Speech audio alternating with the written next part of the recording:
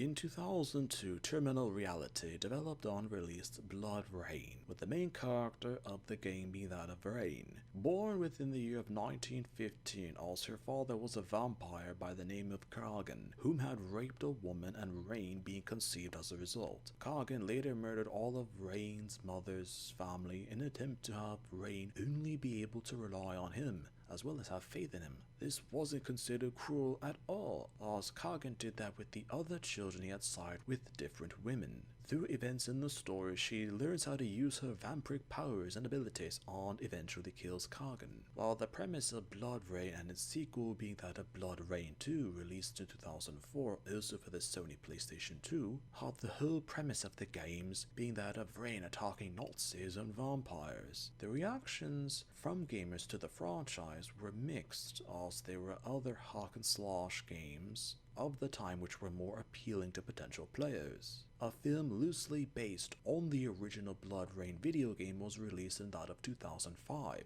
which was later considered to be that of a massive failure as well as financial loss. Consensus were that despite the original two BloodRayne games being that of minor losses for the studio and the original film being a failure, opinion had it that the character of Rayne had potential, but it depended on the sort of scenarios that she'd be placed into. A soft reboot of the franchise was made in 2011 with BloodRayne Betrayal, as the violence in reference to Nazis and vampires were slightly less than the previous games, but reception to the game by critics and players were also negative. In 2020, rights to the BloodRayne franchise were acquired by a new publisher, with the intention of remaking or even rebooting the franchise for a new generation, as even if the games are remade for the modern era of video games, the character of Rayne from her original interpretation never necessarily made much of an impact within the video gaming industry. Sometimes a character could be forgotten because they were meant to be violent and edgy, but no one agreed or even